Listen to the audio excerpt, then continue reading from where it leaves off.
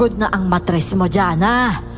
Gusto mo ba na darating ang araw wala ka na talagang buhay na anak na mailuluwal?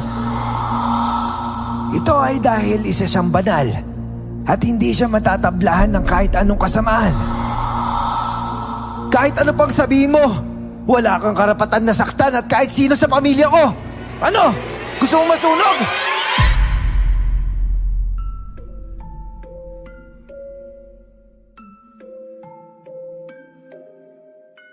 Isa rin ba kayo sa mga taong palaging pinagdadamutan ng tadhana pagdating sa anak? Yung tipong bawat pagbubuntis, hindi ito lumalabas ng buhay. Isa ito sa pinakamalungkot na kapalaran ng isang babae. Yung tipong gusto mong bumuo ng sariling pamilya. Pero hindi ka pinagbibigyan ng buhay na anak. At kung papalari namang magkakaroon ka nito, bibigyan ka ng may diferensya. At napapatanong ka na lang ng kung ano ba talaga ang kasalanan mo. Bakit ganong klaseng parusa ang natatanggap mo? Magandang araw pala sa lahat ng nakikinig sa channel na ito. Ganon din po sa inyo, Miss Clar at Sir Jay. Ang kwentong ibabahagi ko, hindi tungkol sa akin, kundi sa anak ng ate kong tila pinakamagandang niregalo ng Panginoon sa kanya. Upang lubos niyo pong maunawaan ang kwento. Ako nga po pala si Alas. At ito ang aking kwento. Bago ko po simula ng istorya, huwag kalimutang mag-subscribe bilang suporta sa ating channel. Kuya Edwin, ano na? Ano nangyari? Tinawag nila ako sa sakahan kanina eh. May nangyari daw kay ate. Bakit? Ayos lang ba siya? Ay nako, Alas. Nakuna na naman yung ate mo. 5 buwan na lang, kumpleto na siya eh. Pero lumabas pa rin patay yung bata. Ano? Patay na naman? Pangatlo na yan ah. Si ate, kamusta? Ayos lang ba siya? Nandun sa loob. Asahan mo na masama yung loob niya. Taranta akong pumasok ng bahay at nadatnan ko roon ang komadrona na nililinisan ang dugo ng ate ko. Si ate nasa higaan lang niya. Mugto ang mga mata. Hindi ko nakita ang sanggol dahil mukhang dala na ito ng komadrona nang lumabas siya. Ayoko rin namang makita dahil tama na sa akin ang makakita ng 2 ganon.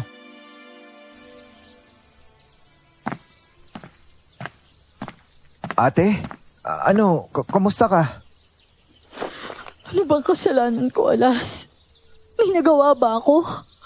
Bakit hindi niya binubuhay yung mga batang nabubuo sa sinapupunan ko? Bakit ba hindi ito binibigay sa akin? Ate, baka hindi ba para sa inyo eh. Huwag muna kayo magmandali. Ipahinga mo muna yung katawan mo. Sa loob kasi na 1 taon ate, buntis ka lagi eh. Pero iba-ibang bata. Nakunan ka nung una, 3 buwan yun. Makalipas yung 2 buwan, buntis ka ulit. 2 buwan din yung edad nun, inalis agad sa'yo. Tapos nakapagpahinga ka lang ng ilang buwan, nalagyan ka na ulit. 5 buwan mo dinala, ganun pa rin yung nangyari. Mas masakit lang ito kasi nakita mong buo eh. Magpahinga ka muna, huwag ka muna magpabuntis. Di ba't yan naman lagi ang sinasabi ni Lola Abuela sa'yo? Pero nagugulat na nga lang ako, buntis na naman ako eh. Ano? Nagugulat? Ate naman, para mo naman sinabing nabubuntis ka nang hindi mo alam kung paano nangyari. Huwag nga kayong yung ganito, basta, yung ganun. Aray ko naman, Alas, yung sugat ko. Bakit ba ina-action mo pa? Alam nga namang banggitin ko kung anong tawag doon. Di-action ko na lang para mas maintindihan mo. Sira ulo ka talaga, Alas. Yan ang ayaw ko sa'yo pag umiiyak ako eh. Kasi ginagawa mo akong baliw. Tumatawa ako habang umiiyak. Paano ba kasi? Paano ko ba ipaparating sa'yo yung ganun? Basta wag mo nang i-action. Para ka namang ewan tingnan eh. Oo na. Pero seryoso ate. Subukan yung matagal na walang ganun. Kuya mo yung kausapin mo sa ganyan. Kung papayag siya. Oh, ba't naman ako? Ginawa niyo pa ako magulang niyo. Ikaw magsabi, ikaw yung asawa eh.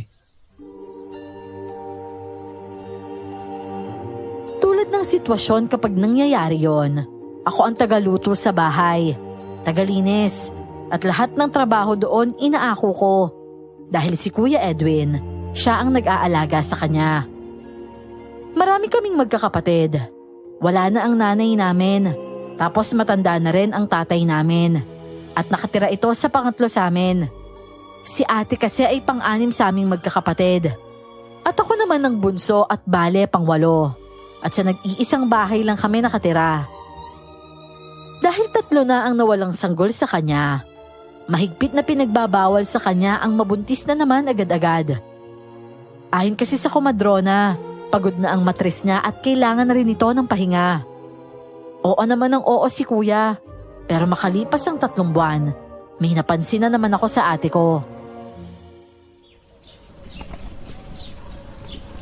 Ba, bango na niluluto ko ah. Mukhang masarap na. Matikman nga. Ayos ah. Panalo. Ay nako Alas, ang bahaw niyang niluluto mo. Mabaho? Itong adobong ibon na may pinya. Ba't naman? Adobong ibon na may pinya yan? Bakit ganyan kabaho? Ay nako, asakit kaya sa ilong. Ano ba naman yan Alas, itapon mo na nga yan. Anak na, ba't ko naman itatapon? Pinaghirapan kong mahuli to tapos itatapon ko lang? Mabaho nga kasi. Seryoso ko, napakabaho talaga. Ay, ayan. Yan na naman. Huwag mo sabihin sa akin na buntis ka ate ha. Nako, 3 buwan pa lang ang nakakalipas. Ay nako, ang kulit yung dalawa. Ewan ko sa inyo. Tama nga ang hinala ko. Buntis nga ulit ang ate ko. Pero nang malaman yun ng Kuya Edwin, wala akong nakitang kasiyahan sa mukha niya dahil mas nangibabaw roon ang pag-aalala. Nang kumonsulta na sila sa komadrona, sermon ang abot nilang dalawa. Hindi ba't ang sabi ko ay wag muna? Ano na naman itong laman ng tiyan mo dyan ha? Edwin, mahirap ba talagang kontrolin? Pagod na ang matres mo dyan ha? Gusto mo ba na darating ang araw wala ka na talagang buhay na anak na mailuluwal? Dapat pagpahingahin mo muna ang matres mo. Kahit sa 6 na buwan lang. Mas maganda nga kung 1 taon eh. Para sa susunod mong pagbubuntis, malaki na ang tsansang magsisilang ka ng buhay na sanggol. Ano ba naman kayong dalawa? Pasensya na po kayo, Lola. Ay, hindi. Humingi ka ng pasensya sa sarili mo at sa mga anak mong nawala. Lalong-lalo na sa batang yan. At sana nga'y makalabas yan ng buhay. At ikaw naman, Edwin eh. Ano ho yan, Lola? Diyos mio naman, iho. Magpigil ka naman, ay nako naman, Diyos ko. Pasensya na ho, Lola. Kung nag-aalboroto yung ano mo gawan mo muna ng paraan para tumahan. Hindi yung sige ka ng sige. Akala mo siguro madaling manganak. At ikaw naman, Jana, matuto ka namang tumanggi.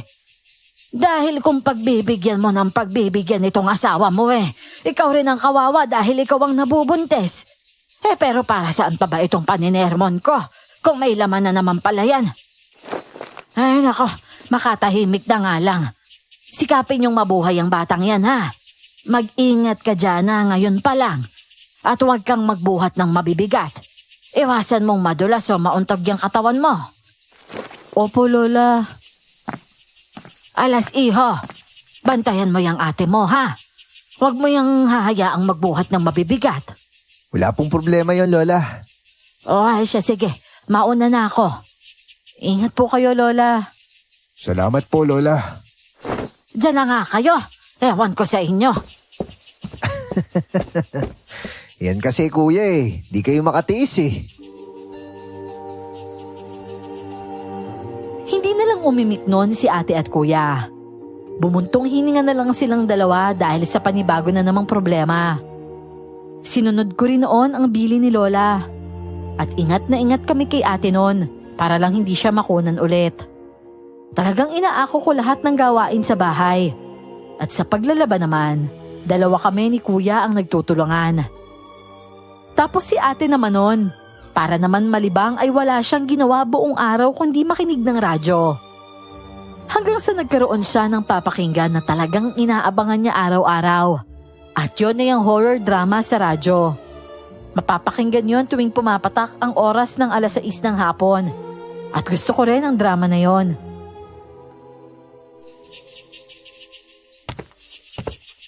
Ate, mundo mistiko na. Ay, oo nga pala no. Nasaan na ba yung radyo? Aba naman tong dalawang to. Bukas pa yung pintuan, hapon na. Pag ganitong oras, isa rin yung agad yung pintuan ha. Ano ba yan? Wala nang baterya yung radyo. Diyan sa maliit na papag sa taas, may bago dyan. Palitan mo na lang. Ay, may bago ba? Buti naman. Ay, Diyos ko. Bakit may tuko dito? Mahal, ayos ka lang ba? Oo naman, ayos lang ako. Nagulat lang ako dito sa tuko. Hindi ka kasi pwede magulat eh. Sumasakit ba yung tiyan mo? Hindi naman, ayos lang ako. Sigurado ka ba, ate? Oo nga. Ang OA niyong dalawa ah. Bawal ka nga kasi magulat, mahal. Mapipigilan ko ba yun? Kasalanan ng tuko yun o siya yung pagalitan nyo. Tsaka manahimik na nga kayo. Magpapalit ako ng baterya ng radyo. Ay nako, magsisimula na yung drama mamaya mahuli pa ako. Hayaan mo muna. Commercial pa naman yun eh. Ganun kami kaingat sa kanya noon. Kung anong gusto niya ay pinagbibigyan namin. Nung una, 3 kami ang naaaliw sa pakikinig sa radyo. Maganda rin naman kasi ang kwento. Hanggang sa isang araw, nakita ko siya sa bakuran. Nag-iigib ako ng tubig noon galing sa tarog. At siya naman ay nasa bakuran, may hawak na kahoy at nagdodrawing sa lupa.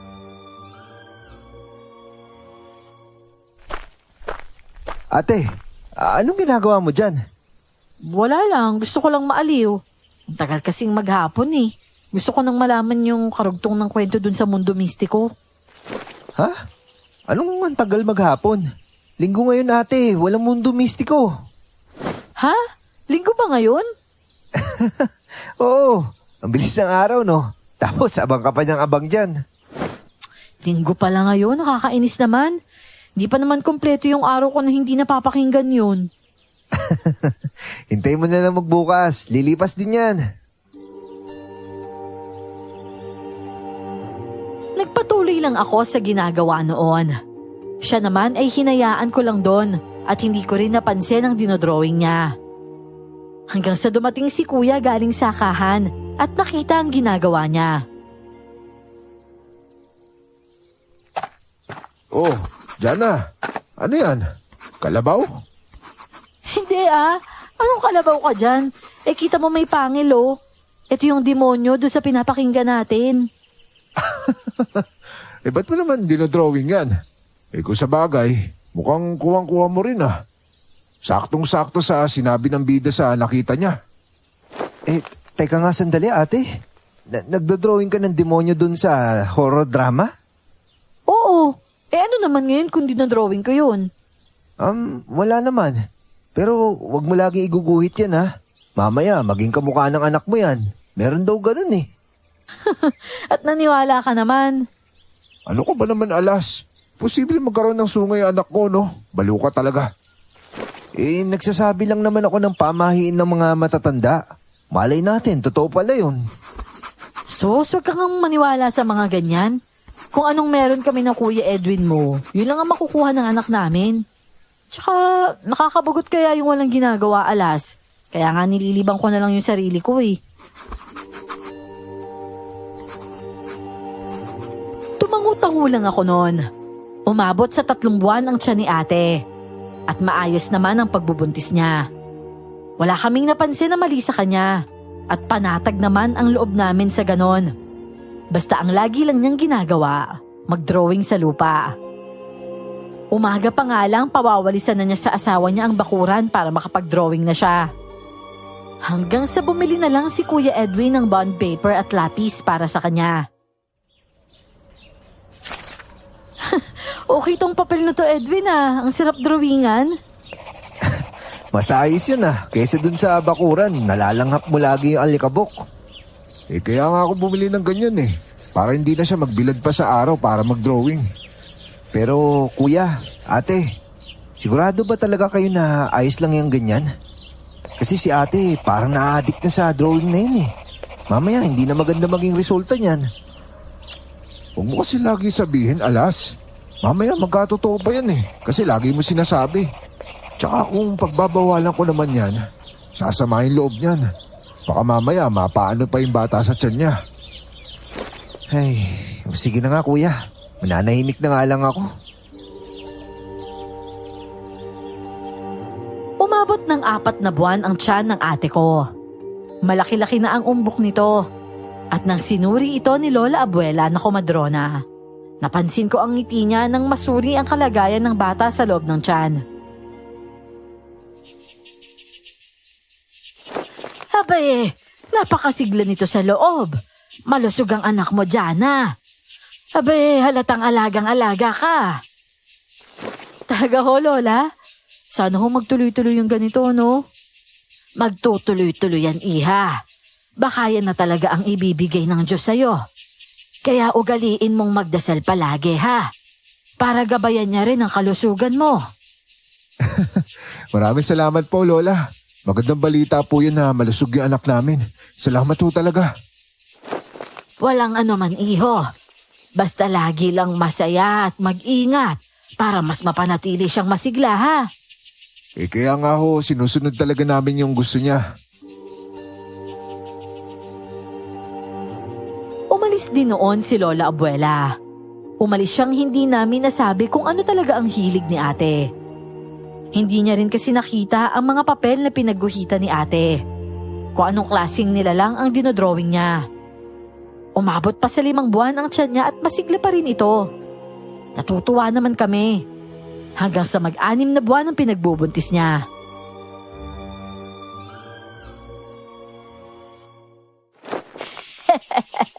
Ayan gumagalaw na siya. Abay, ang sigla niya Nararamdaman ko na nga rin po siya sa loob ng tiyan ko Nakakatuwa po ang sigla talaga niya. Nararamdaman ko siya sa kamay ko, mahal Patingin nga rin ako. Ate, pwede ko bang pakinggan kung anong ginagawa niya sa loob? Sige. Subukan mo't baka kausapin ka niya.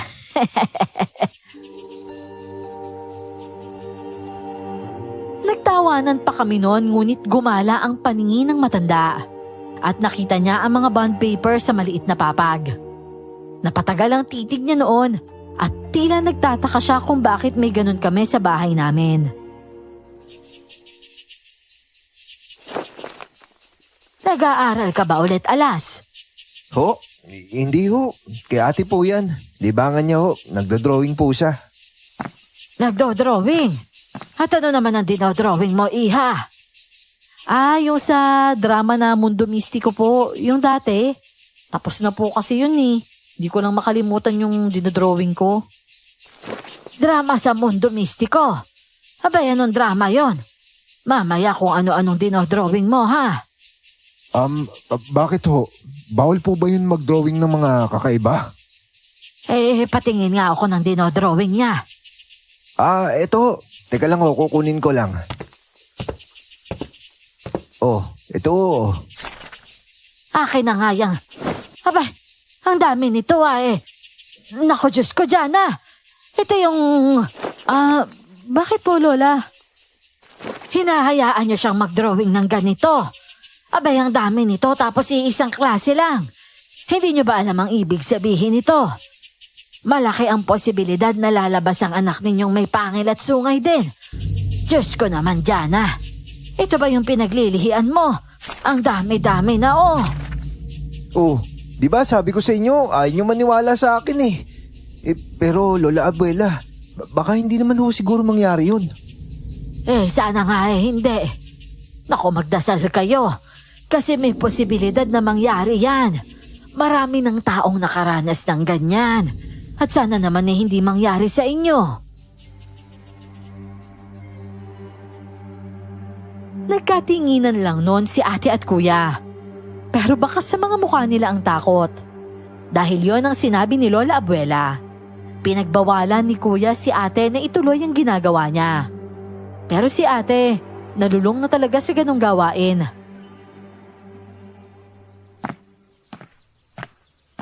Jana, hindi nga pwede.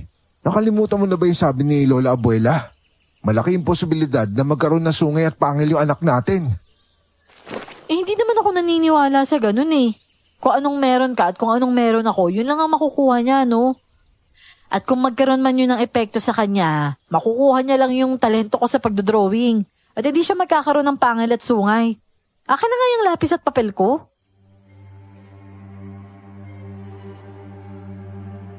Umabot pa sa punto nun na umiyak pa siya dahil ayaw ibigay ni Kuya yung lapis at papel. Matindi na talaga ang pagkalulong niya sa pagguhit ng ganon. Hanggang sa walang magawa si Kuya, kundi ang hayaan na lang siya ulit. Kesa naman ang sumama ang loob niya. Ay nako kuya, dapat nun palang nakinig na kayo sa akin eh. Hirap tuloy kunin sa kanya niyan. Ay nako, sana naman bago mangyari yung kinatatakutan natin, lumabas sanang normal yung anak ko. Hayaan mo kuya, hintayin na lang natin siya mga anak. Ang importante, buhay yung bata sa loob ng tiyan niya. Oo nga yun na lang din yung iniisip ko. Sa kabila ng pangangambang yon ay araw-araw rin kaming nagdadasal na sana umabot sa 9 na buwan ang bata. Nang humantong yon ang 7 buwan, tuloy ang maayos na pagbubuntis ng ate ko. Walang nagbago, alaga pa rin namin siya. At tutok na tutok si Kuya sa kanya. Sinasamaan siya nitong maglakad-lakad tuwing umaga at ingat na ingat pa. Ako naman, ako ang bumababa sa bayan noon para mamili ng mga kailangan namin sa bahay. Malayo ang lugar namin sa bayan at sa totoo lang, 20 pesos ang pamasahe mula sa amin papunta doon. At nung panahong yon, marami ka nang mabibili sa 20 pesos dahil mura pa ang mga bilihin. Pero sa pamasahing yon, mahal na yun para sa amin. Dahil ang 20 pesos noon, 100 na ang katumbas ngayon. At isang araw nga noon sa pamamalengke at pag-grocery ko, may babaeng lumapit sa akin.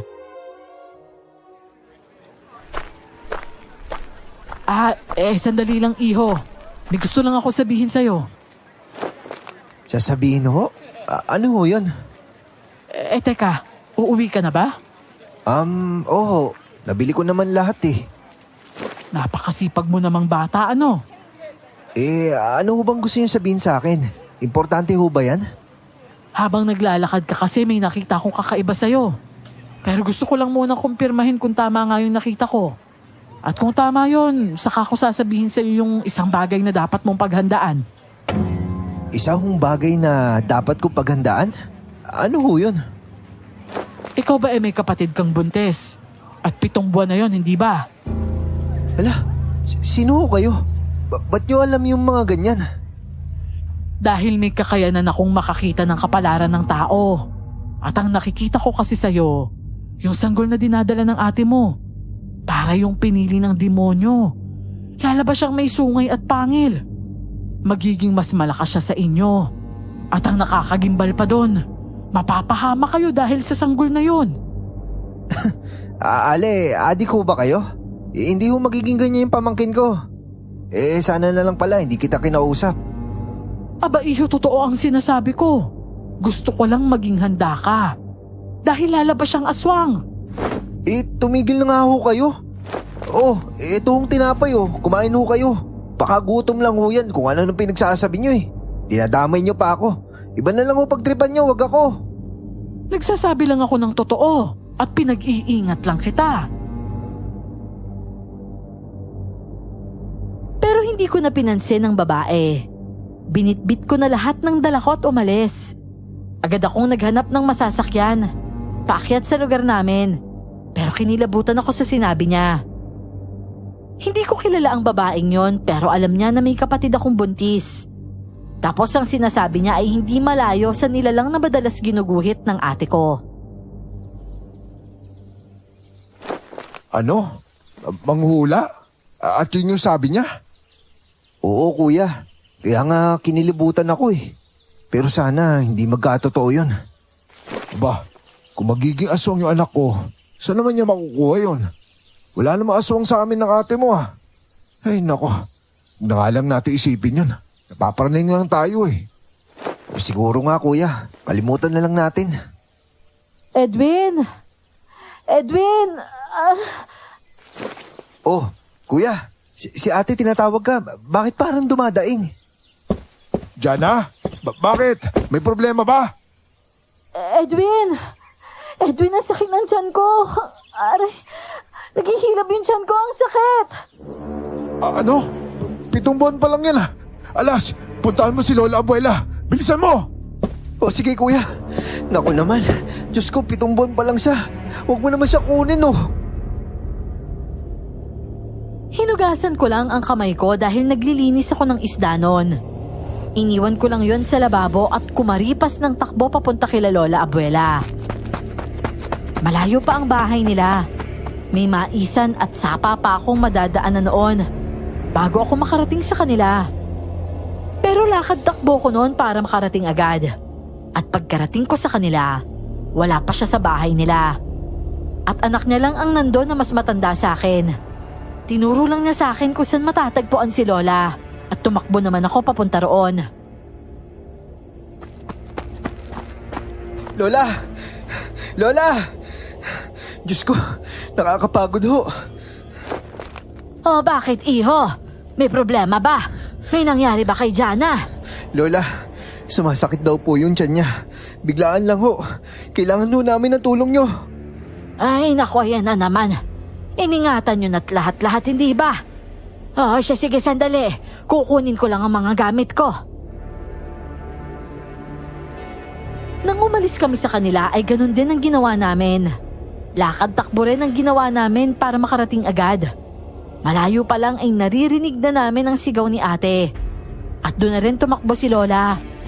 May kabagalan lang ang takbo niya dahil matanda na siya. Pero dumiretso talaga siya sa kwarto noon kung nasan si ate nakahiga. Pinwesto na siya ng asawa niya ron para si Lola Abuela ay mag-aasikaso na lang. Ay nako, Diyos ko, lalabas na itong bata. Magpakulo kayo ng tubig. Maghanda kayo ng lampin at damit. Edwin, ari ko sakit. Hindi ko na kaya. Pero Lola, wala pa kami nahandang lampin. Kahit kumot na lang. Tela na magagamit natin sa bata kapag lumabas. Oo, sige ho, Lola. Ako naman ay hindi ko na hinintay na banggitin pa ang pangalan ko. Nagpakulo na lang ako ng tubig noon. At hindi ko alam kung saan ko ilalagay ang kaba ko. Nang mga sandaling yon, 5:00 yon ng hapon. Nagpatuloy pa ang paglilabor ni ate. At tumagal pa yon ng 1 oras na akala namin lalabas na agad ang bata. Pero hindi pa pala. Aray ko, Lola! Aray ko! Sakit, sobrang sakit! Pero 7 buwan pa lang po ito eh. Lalabas na ba talaga siya ngayon? Alam ko kung lalabas na ang bata o hindi pa, Jana. Bumubuka na ang puwerta mo. Ano mang oras lalabas na yan. Kung lalabas siya, lumabas na siya kasi sobrang sakit na talaga, Lola. Aray! Ay, Lola! Ayan na yata, Lola! Aray! Lola, ano hong gagawin ko? Hawakan mo siya dyan. Eto na nga't lalabas na siya. Iiri mo na yan, Jana. Nakakapako na ang ulo niya. Oh, hinga ng malalim. Opo, Lola. Oh, ngayon, umiri ka na. Kahit nakikinig lang ako ay parang ako na rin yung nanganganak. Kuyom na kuyom ang kamao ko na nagpipigil ng hininga.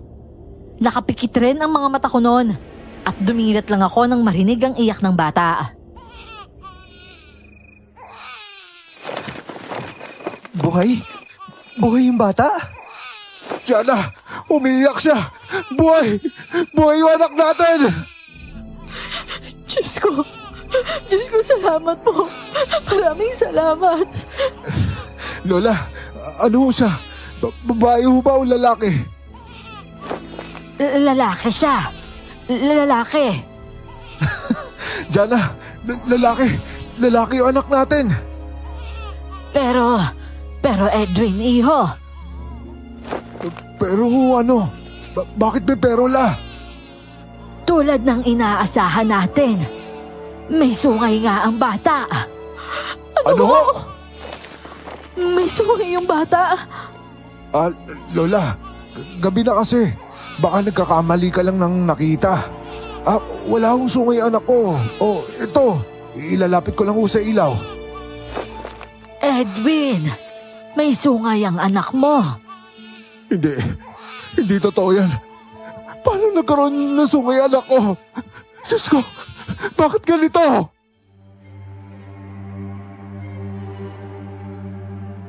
Pagkatapos ng saya ay nag-iyakan kami sa loob ng bahay. Nagkaroon nga ng sungay ang pamangkin ko. Hindi lang sungay, may pangil pa siya. Pero hindi naman ganun kalaki ang mga pangil niya. Ganun din ang sungay niya. Baluktot nga ito kaya nailabas ni ate na hindi siya nasusugatan sa loob. Pero masakit lang isipin na lalaki siyang ganun. Ano bang sinabi ko sa inyo? Hindi ako nagkamali, hindi ba? Hindi kayo kasi nakinig sa akin. O ngayon, nakita nyo na ang resulta at nagsisisi na lang kayo. At huwag nyo sabihin sa akin na hindi nyo tanggap ang batang ito. Hindi po, Lola.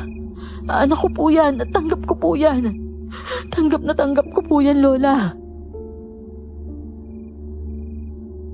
Totoong tanggap ni ate pero halatang hindi tanggap ng asawa niya. Dahil makalipas ang isang buong araw, ako lang ang nag-aalaga sa ate ko. Si kuya nun umalis at hindi pa umuwi. Ako naman, naiinis sa ginagawa niya dahil nagkaroon lang ng sungay ang anak niya. Pero parang hindi na siya ama.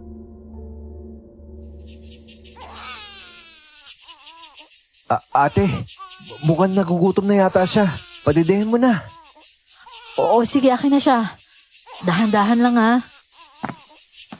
Ate, ang hirap naman magkarga ng ganito kalit na bata. Kinakabahan ako. Hayaan mo, darating ang araw magiging ama ka rin, kaya pag-aralan mo na yan. Ate naman. Oo, bakit? Ayoko pa kasi mag-asawa eh. Wala naman ako sinabing mag-asawa ka na ngayon. Ang sabi ko, darating yung araw na magiging ama ka rin. Ibig sabihin malayo pa yun. Nga pala, umuwi na ba yung kuya mo? Hindi pa ate. Ano ba yun si Kuya Edwin ate? Bigla na lang naging ayaw niya. Hindi ko nga alam dun eh. Ang pangit naman ng ganun. Tao pa rin naman tong anak niya. Parang nakakagago naman yun. Hayaan mo na lang muna siya. Nabigla lang yun. Intindihin na lang natin. Ang punto ko lang kasi kung wala ako dito, pababayaan ka lang niya kasi nabigla lang siya. Parehas lang kayo nabigla. Ako nga nabigla rin eh. Hindi ka na nga niya hinarap sa altar bago niya binahay tapos ngayon nanganak ka ng ganito. Ginanyan ka pa niya? Ay nako, walang kwentang lalaki.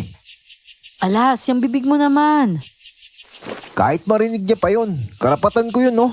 Ate kita eh. Hayaan mo, kakausapin ko na lang siya mamaya. Pero huwag kang makikinig Sinabayan niya ng masamang tingin ang huli niyang sinabi. Bumusangot na lang ako. At nang makauwi naman ang bayaw ko, agad siyang umupo lang sa sofa at tulala na naman. Hindi ako nagsalita noon, pero hindi ko nagustuhan ang ginagawa niya. Na kahit silipin man lang ang asawa niya sa kwarto, hindi niya ginawa. Pero hindi ako mapagkunwari. Kung may hindi ako gusto sa tao, pinaparamdam ko yun agad. Kaya kinabukasan naman noon, nagising ako ng maaga. Hindi ako nagkakape kaya ayos lang kung walang mainit na tubig. Pero nasanay ang bayaw kong paggising niya ay magkakape siya.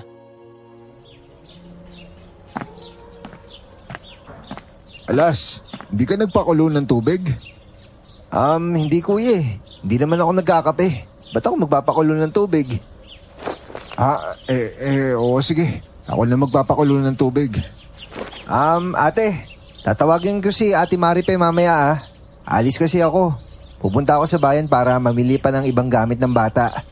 Siya muna yung mag-aalaga sa'yo kasi wala ako dito. Wag na. Nandito naman ako eh. Papupuntahin ko na lang kuya para siguradong maalagaan yung ate ko. Tila napapansin niya rin ang kawalang ganang pakikitungo ko sa kanya. Tumahimik lang siya sa sagot ko noon. Ako naman, agad na nag-ayos para umalis. Dumaan lang ako sa bahay ng isa pa naming kapatid at kinausap itong bantayan si ate sa bahay. Sinabi ko ang problema kaya pumayag ito. Galing naman sa bayan pagdating ko sa bahay. Nadatnan ko si kuya na nagluluto sa kusina. Agad niya akong napansin. At dahil mukhang luto na ang mga yon, pinatay niya ang apoy at sinalubong ako sa pintuan. Oh, ang bilis mo naman dumating. Anong binili mo? Damit to ng bata para meron siyang pampalit. Oh, nasaan na si Ate Maripe? Pinauwi ko na. Nandito naman ako eh. Kaya ko na maalagaan yung ate mo. Talaga? Alas, mahal ko ang ate mo. Kaya alagaan ko talaga siya. Pasensya na kung naging pabaya ako nitong pagkatapos niya mga anak. Masama kasi yung loob ko alas eh. Pakiramdam ko, napakasama akong tao kaya binigyan ako ng anak na ganito. Nung una, binigyan niya kami ng patay. Ganun din yung pangalawa at pangatlo. Tapos itong pang-apat, binigyan naman niya ako ng may pangil at sungay. Parang pinaramdam niya sa akin kung gaano akong kademonyong tao. Eh, wala naman akong pinatay eh. Wala akong ninakawan. Wala akong inaapi. Bakit ganito, di ba? Alam mo ba na tanggap ko kung ano itsura ng pamangkin ko? Ano naman kung may sungay siya? Sa atin pa rin naman siya lalaki ah. At tuturuan natin niya maging mabuti. Hindi hadlang yung pangil at sungay niya para lang maging tao. Sa kabila ng sitwasyon niya, hindi ba mas maganda kung bibigyan natin siya ng pagmamahal? Eh, pasensya na alas. Huwag kang mag-alala. Tanggap ko na rin naman yung anak ko eh. Ako pa rin yung tatay niya. Eh sige na, akin na yung dala mo. Kumain ka na kasi nakaluto na ako. Huminga ako ng malalim matapos niyang kunin ang mga pinamili ko mula sa mga kamay ko. Nakita ko ang pagpipigil niya ng luha. Nagalit ako sa kanya, oo. Pero sa pagkakataong yon, naintindihan ko na siya. Makalipas no ng 1 linggo, nakabangon na ang ate ko. Nakakakilos na rin siya, pero hindi pa namin pinapalabas ng bahay. Yung bata lang tuwing umaga ay pinapaarawan namin at si Kuya Edwin na ang gumagawa nun.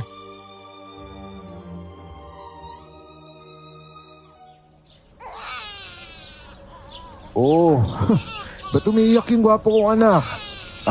Nagugutom ka? Gusto mo ng dede? Mahal, nagugutom yata ito.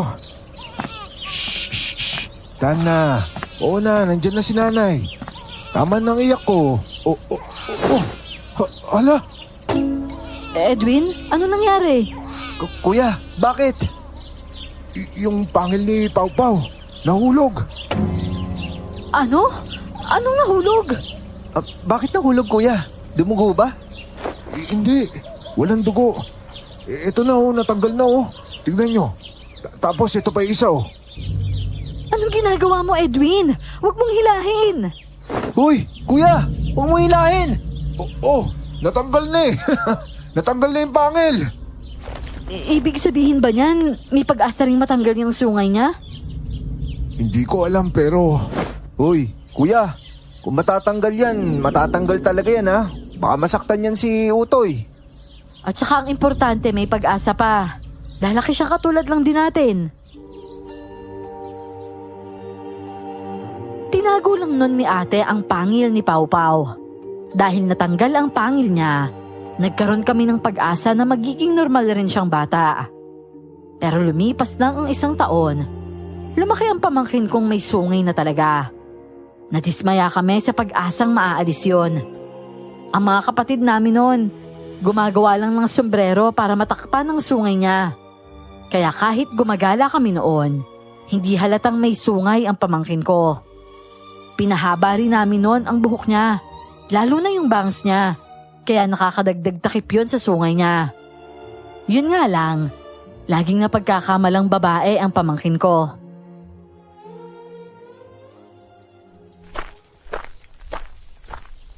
Pau. Halika dito. Lapit ka sa akin. Ayan. Sige, lakad pa. Bilis, lakad pa. Ang galing. Ang bilis mo nang humakbang ah. Ay, naku Alas. Bakit mo ba pinalalakad yan ng walang tsinelas? Ito tsinelas niya oh. Kapag pinalalakad mo yan dito sa bakuran, suotan mo lagi ng tsinelas, ha? Pasensya na ate, natuwa lang ako kagad eh. Ang bilis niya na maglakad. Akin na nga yung tsinelas niya. Oh, Pau, suot ka ng tsinelas ha. Para malinis lagi yung paa mo. Oo nga pala ate, magbo-birthday na ito ah. Anong plano niyo ni kuya? Kailan niyo siya pabibinyagan? Hindi ko nga alam eh. Tatanggapin kaya siya ng pare? Bah, masama siyang pare kung hindi niya tatanggapin to, no?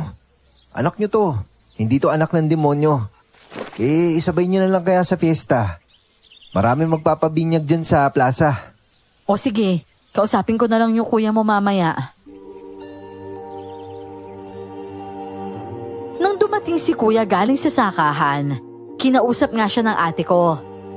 Pumayag si kuya pero nandun ang pag-aalinlangan na baka raw hindi tanggapin ng pare.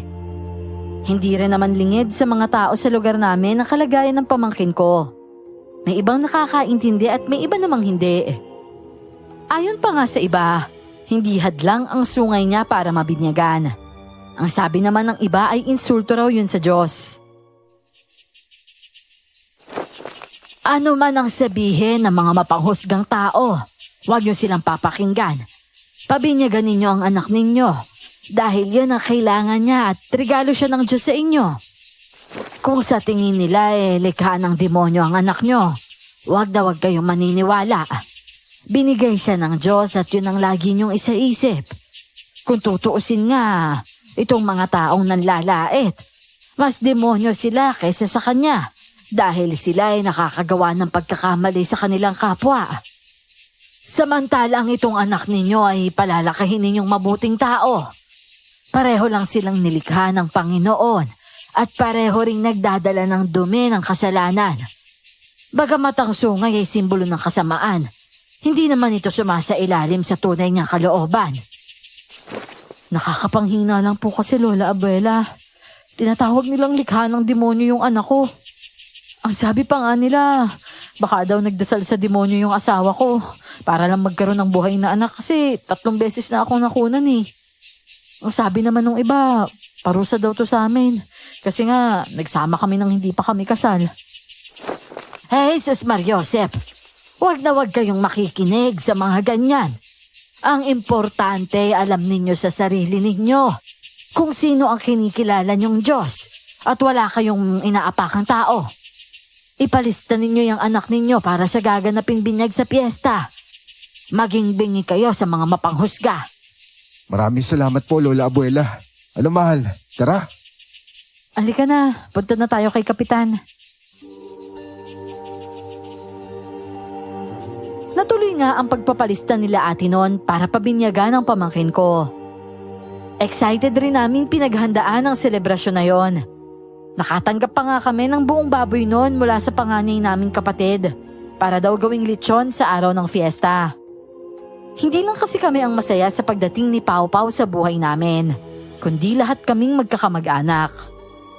Alam na alam din kasi nila ang hirap na dinanas ni ate magkaanak lang. At syempre, kaming magkakapatid talagang nagtutulungan. Naiintindihan namin ang isa't isa. Sa mga pamangkin ko naman, si Pau Pau talaga ang pinakabata, kaya naaliw rin ang mga pinsan niya sa kanya. Nang dumating naman ang araw ng fiesta, abala na ang lahat sa paghahanda. Kami ng mga kuya ko, laging tambay sa likod ng bahay dahil doon namin niluluto ang mga ihahanda. Grabe, sarap ng lechon, ng lutong. Oh, tara na. Buhatin na natin to. Luto na yan. Oh, kuya, nakabihis ka na, kami na lang dito. Pumunta na kayo doon kasi baka biglang magsimula yung misa, mahuli kayo. Oo nga naman Edwin. Sige na, pumunta na kayo doon. Ikaw ba alas hindi ka sasama? Wala po kasi mag-aasikaso dito kung sasama pa ako. Kailangan nila ng tulong ko dito, Lola. Ganun ba? O siya, sige dito na nga lang tayo. Mabibinyagan rin naman yung pamangkin mo kahit wala tayo doon. Oo nga ho. Alas 10 ng umaga magsisimula ng misa, kaya umalis sila ate mga alas 9. Ako naman, ginugol ko ang oras ko sa mga gawaing bahay. Pagdating kasi sa pagluluto ng mga katulad nun na handa, isa ako sa maaasahan. Makalipas naman ng 3 oras ng pag-aasikaso roon, naluto na ang halos lahat ng handa at nilipat na namin ito sa mahabang lamesang ginawa namin sa bakuran. Marami rin kasi kaming nagluto, kaya natapos namin yun agad. Maya-maya pa, nagsidatingan na nga ang mga tao galing sa plaza at gutom na ang mga ito. Oh, ate, kuya, kumusta yung binyag? Nakakatuwa nga tong pamangkin mo eh. Yung ibang bata nag-iiyakan, pero siya natatawa pa habang binibinyagan. Talaga? Pinaliguan ka ba ng pare, Pau-Pau? Nagustuhan mo naman ba? Ano sabi ng pare, ate? Syempre napansin yung sungay. Pero wala naman siyang sinabi kundi mahal pa rin daw siya ng Diyos. Abay, syempre naman. Ang bait-bait kaya ni Pau-Pau. Oh, ano, Pau-Pau? Kakain na tayo? Halika na. Ano bang ginagawa mo, Pau-Pau? Bakit mo nihilay sungay mo? Bitawan mo yan. Anak, huwag mong hilahin yan. Masasaktan ka. Pareho kaming natigilan ng ate ko nang mahulog ang isang sungay ng bata. Sinundan namin ito hanggang sa bumagsak ito sa lupa. Pareho kaming nakanganga at napatingin pa sa isa't isa.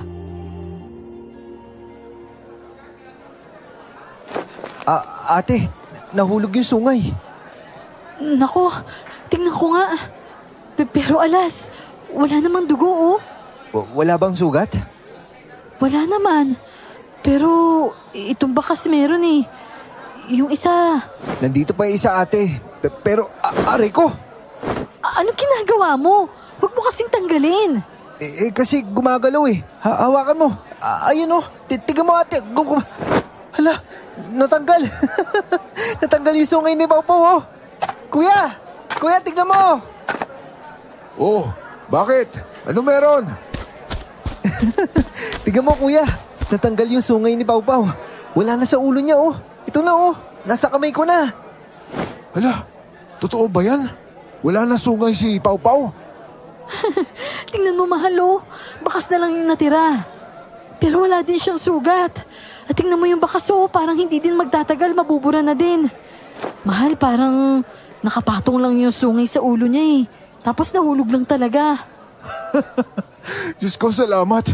Mga kasama, tignan nyo. Mukhang binyag lang talaga kailangan ng anak ko para mawala yung sungay niya. Wala na siya sungay.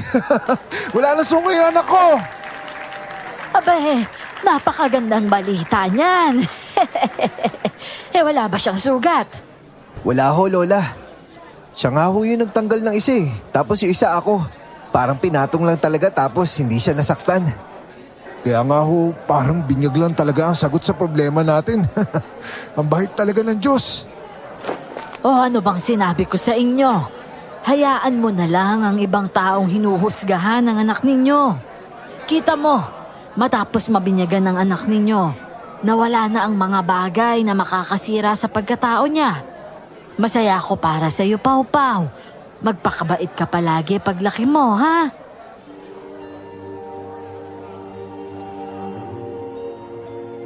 Manghang-mangha rin ang mga tao noon sa paligid dahil sa nangyari. Maraming nagulat at natuwa dahil sa wakas ay wala ng sungay ang pamangkin ko. Simula noon, bumalik sa pagiging normal ang buhay namin. Normal naman talaga ang pamumuhay namin kahit na may sungay pa lang si Pau-Pau. Pero ibang pakiramdam sa isiping wala nang mali sa kanya. Lumaki ang batang yon na mabait at masunurin sa magulang. Talagang tinuro namin yun sa kanya, kaya dala-dala niya hanggang sa siya ay nagsimula ng mag-aral. Sa lahat din ng tiyahin at tiyuhin, sa akin lang din siya mas malapit. Siyempre bilang tiyuhin naman, talagang maalaga ako sa kanya bilang pamangkin. Tito, ikaw po ba yung sasama sa akin sa eskwelahan? Oo, Pau-Pau. Kasi may gagawin yung nanay at tatay mo sa sakahan. Eh di, ibig sabihin yan, Tito, pwede mo akong buhatin. Anong bubuhatin? Hindi, no? Maglakad ka.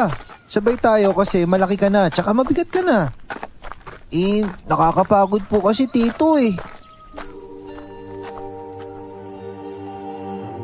Malayo kasi ang eskwelahan ni Pau Pau. Lalakarin pa namin yon ng kalahating oras pa. Tapos maliit lang din yon at iilan lang din ang estudyante sa isang kwarto. Isa rin sa katangian ni Pau Pau ay ang pagiging aktibo niya sa pag-aaral.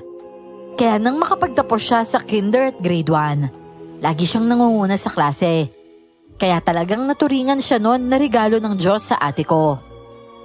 Nang mag-edad naman siya ng 9 taong gulang, kaya na niyang mag-isa. At kaya na niyang sumabay sa mga pinsan niya papunta sa eskwelahan.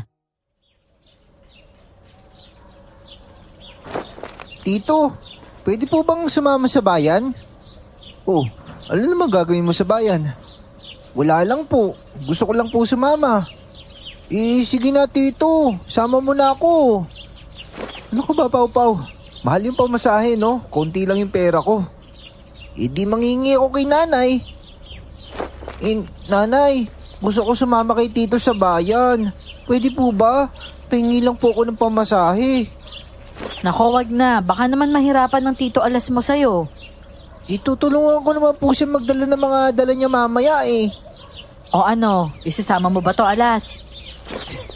O siya, sige. Pahingi na lang ako ng dagdag pamasahe, ate. May pamasahe na yan eh. Ay nako. O ito, tsaka ito rin. Idagdag mo dyan kasi baka kulangin ka mamaya. O sige, maraming salamat ate ha. O sige Pau, magbihis ka na. Ilang beses ko na ring sinama si Pau Pau sa bayan noon. Ang ginawa namin pagdating ay kumain. Kaya pumasok na naman kami sa karinderya na madalas naming kinakainan. Habang kumakain naman kami, may pumasok na 2 bata at nanlilimos sa mga kumakain. Nanggugulo ang mga to sa mga customer na nasa kabilang lamesa. At sinita naman ito ng babaeng tindera. Napansin ko naman nun si Pau Pau na nakatingin sa isang batang babae na kasama ng isang batang lalaking nanggugulo. Nakikiusap kasi ang batang lalaki na kahit konting pagkain lang daw para sa kapatid niya. Kahit wag na raw siya. Bakit Pau? Naawa ka sa kanila? Tito, ano pa nangyari sa mga mata niya? Bulag kasi siya Pau, kaya ganyan yung mata niya. Bulag po? Tapos nagugutom pa siya? Eh ano ba, gusto mong bigyan? Pwede po ba Tito? Oo naman, sige bigyan mo. Eh ano naman bibigay mo sa kanya? Ano bang ibibigay ko? Nagugutom kasi ako eh. Kapag itong kanin at ulam, ano naman yun sa akin? Ay, oo nga pala, may tinapay ako dito. Pwede po ba ito, Tito? Kahit anong meron ka, basta ikaw muna ha, bago mo sila bigyan. O sige na, Pau Pau. O sige po, ito na lang po, Tito.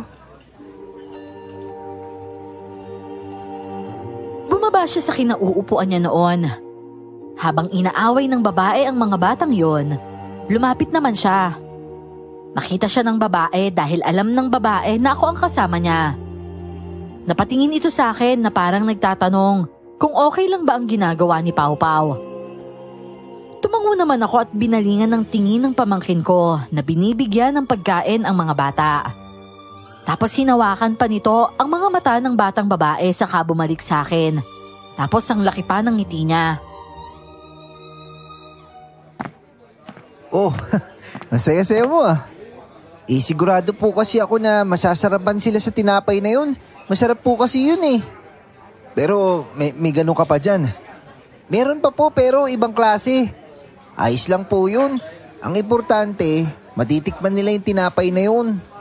Ba, ang bait mo naman Pau Pau. O siya, sige na. Ubusin mo na yung pagkain mo pagkatapos umalis na tayo. Bibili pala tayo ng bagong tsinelas mo. Talaga po? Oo, buti nga naisama kita eh. Madali na lang bumili ng bagong tsinelas mo. Yun! Salamat po Tito, may bago na akong tsinelas.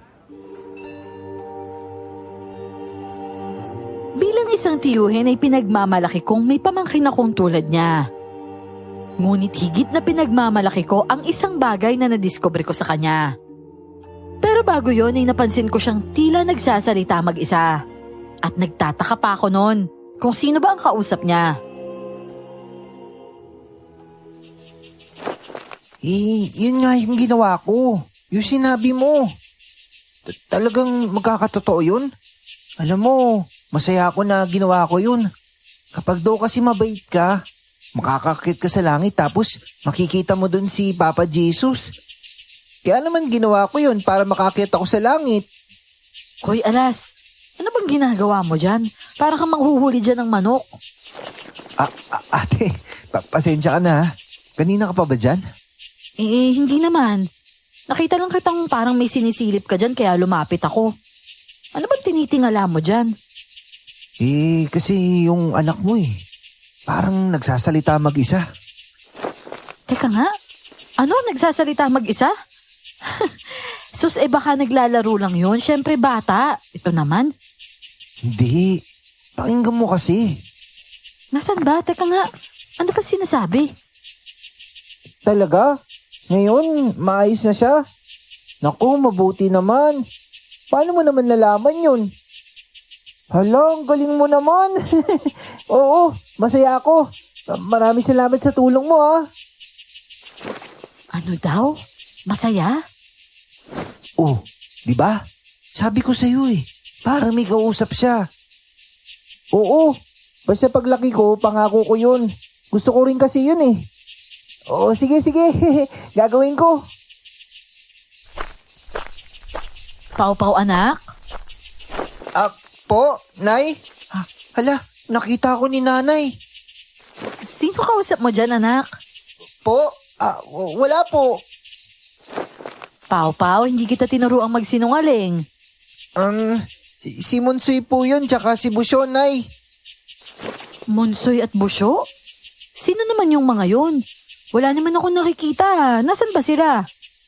Hindi mo po sila makikita Ayaw po nila magpakita. Naku ate, hindi maganda yung kutob ko dyan Pau-pau, halika na. Pumasok ka na dito kasi baka mamaya mawala ka dyan. At saka hapon na rin, hindi ka na pwede sa labas. O sige po. Nang pumasok silang mag-ina sa bahay ay tumingin sa akin si ate na puno ng takot ang kanyang mga mata. Sinabi niya rin kay Kuya Edwin ang nasaksihan kanina sa anak nang dumating ito galing sa sakahan. Sa pagkakataong yon, tila dumating naman ang bagong problema namin kay Pau-pau noon. Simula noon, naging mapagmatyag na naman kami sa bata. Madalas siyang nakatingin sa labas noon na tila may tinitingnan talaga. Pero hindi na namin siya naririnig na may kausap. Siguro kapag hindi namin siya kasama sa iisang lugar lang, saka siya kinakausap ng mga nakikita niya. 2 buwan naman ang makalipas noon. Fiesta sa bayan mismo. Sa buong buhay namin, noon lang din ulit namin na isipang makifiesta roon. Sinama namin si Pau-pau para makakita ng mga parada sa kalsada. Wow! Ang saya naman dito, Nay. Ang gaganda na suot nila, Oo naman anak, ganito talaga ang fiesta sa bayan. Ibang-iba sa barangay natin, no? Dito maraming kaganapan at saka maaaliw ka talaga sa bawat palabas. Pau-pau, halika, doon tayo. Abangan natin sila. O sige po, Tito. Tara mahal, sundan natin sila. Pau, dito tayo, Pau. Aray! Anak na. Hoy, bastos ka. Pau, tumayo ka nga dyan. Nasaktan ka ba? Habang tinutulungan ko si Pau-pau na makatayo, tiningnan ko ulit ang babaeng pinatid ang mga paa niya. Nang lumingon ito ay namukaan ko siya. Kaya iniwan ko si Pau-pau agad kay ate at sinundan yon. Pero sumunod rin sa akin si Kuya Edwin. Alas, hayaan mo na. Hindi pwede. Loko yun Hindi mo ba nakita yung ginawa niya kay Pau-pau? Posibleng hindi niya yung sinadya. Nakita ko yung galaw ng paa niya, sinadya niya yun. Kaya nga wag mo na sundan. Kasi wala akong tiwala sa babaeng yun eh. Kung napansin mo yung ginawa niya kay Pau Pau, ako napansin ko na may ibang balak siya sa'yo. Ano? Paano mo naman nasabi yun? Ginalit ka niya para sumunod ka sa kanya. Kaya kita hinabol kasi ayokong manalo siya. Sa pagkakataong yon ay naisip kong malakas makiramdam si Kuya Edwin. Kasi sa totoo lang, hindi ko nakalimutan ang mukha ng babae na nagsabing magiging demonyo ang batang isisilang ng kapatid ko. Siya yon. Tandang-tanda ko pa talaga siya kahit ilang taon na ang nakalipas. Kaya naniwala ako kay Kuya at bumalik na lang. Pero nang bumalik kami kila Ate at Pau Pau, nagulat ako nang makita ang batang babae na nagbibigay ng chicharon kay Pau Pau. Hindi na ito bulag. Normal na ang mga mata nito at talagang nakikita na nito ang paligid base sa ginagawa niya kay Pau Pau. Ate Jana, sandali nga lang. Yung batang yan, bulag yan ah. Ibig sabihin, totoong nagkita na nga sila dati?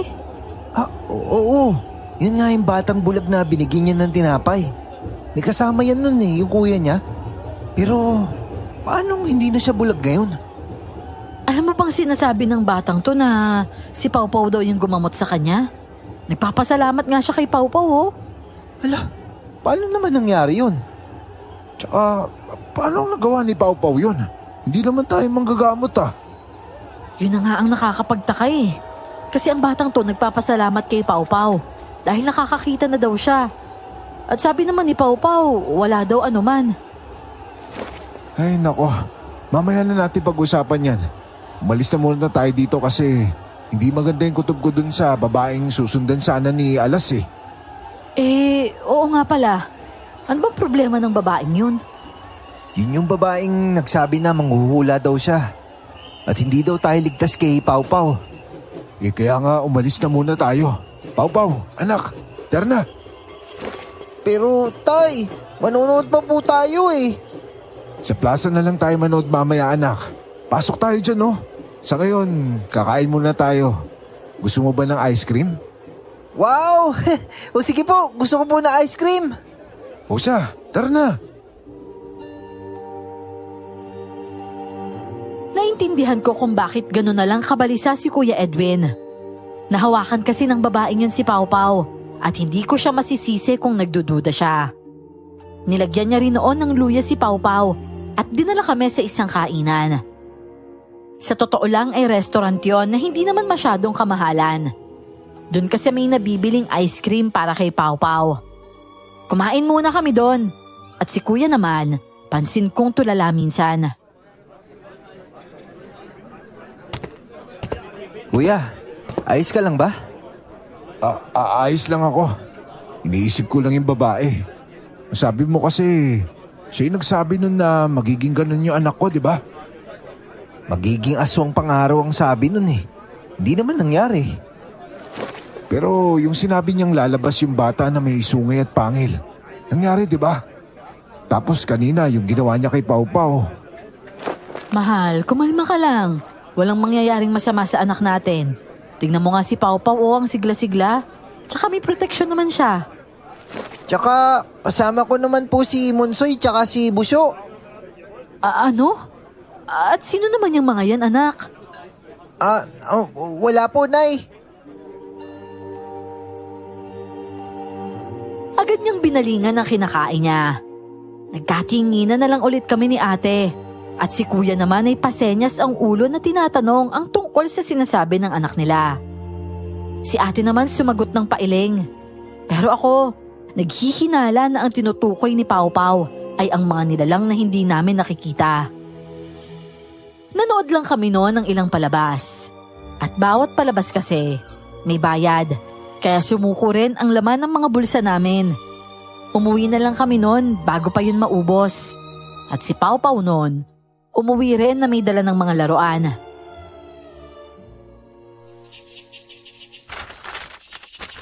Ay nako, pagkatapos magsaya balik na naman tayo sa dati nating buhay dito sa bundok. Sandali nga lang, magbibihis muna ako. Si Pau Pau ba nakabihis na? Oo ate, nasa bakuran na nga eh. Naglalaro nung bagong truck na binili namin kanina. Ang bilis ah. Diana, sasamahan ko lang siya dun sa labas ha. Mahirap na. Oh sige, pero grabe ka naman mahal. Nandito naman na tayo sa bahay eh. O ano, gusto mo sumakay? Hindi ko naman itutumbi. Sige na, sakay na, halika na. Oh, sinong kausap nun? Ang sabi niya kuya, mga kaibigan niya daw. Mga kaibigan? Yun ba yung Munsoy at Buso? Mismo. Mahal, paano kaya kung ilapit na lang natin si Pau Pau sa albularyo? Alam mo, wala kasi akong tiwala dito sa Munsoy at Busyo niya eh. Pakiramdam ko mga nilalang silang hindi natin nakikita. Naisip ko na rin yan kanina pa. Pero saan tayo maghahanap nun? Wala pa naman sa lahi yung ganun. Wala pang napiling kapalit ni lolo nyo, di ba? Wala pa kuya. Pero si Lola Abuela, tatanungin ko, sigurado may kakilala yun. O nga pala si Lola, no? Kasi natatakot na talaga ako para kay Pau Pau eh. Baka mamaya magulat na lang tayo, kinuha na pala siya ng kapre. Bundok kasi tayo, di ba? Kaya hindi yun imposible. Hindi rin lingid sa kaalaman namin ang tungkol sa mga hindi nakikita. Alam namin na totoo sila. At isa pa, may dugo kaming albularyo. Pero pinipili lang sa kung sino sa amin ang hahalilis sa lolo namin. At sa panahong yon, wala pa namang napili. Bukod sa pagiging albularyo, may lahi rin kaming may third eye. May ilan na rin sa pamilya namin ang nakaranas na makakita ng mga kakaibang nilalang.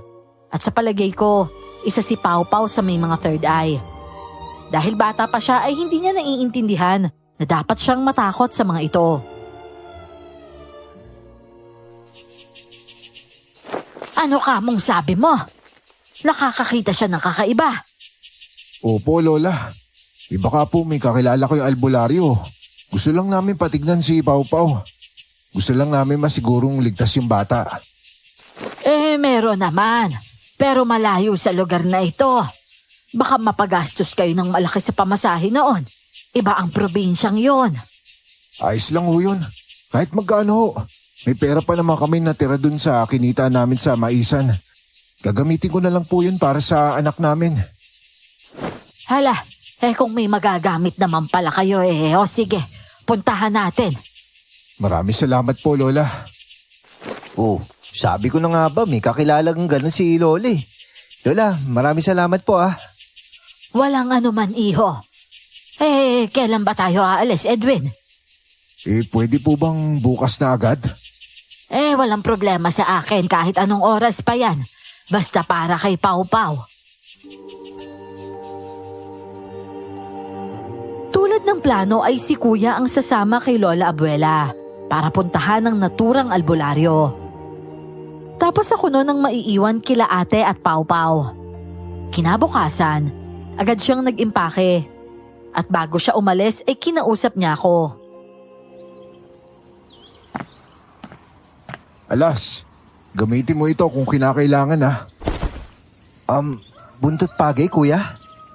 Oo, kung kinakailangan lang naman. Wala ako dito, hindi ko alam kung ilang araw kami tatagal sa biyahe. Baka 2 gabi kaming wala dito. Gusto ko laging maging handa ka. Pero bakit ka nga ba may ganito? Parang ngayon ko lang nakita to sa'yo ah. Tulad nyo kasi, Alas, may lahi din ako albularyo. Pero tulad nyo, namatay na yung albularyo sa panig namin. Isa ako sa mga manunugis ng masasamang nilalang sa ilalim niya. At bago ko nakilala yung ate mo, ito na yung gawain ko.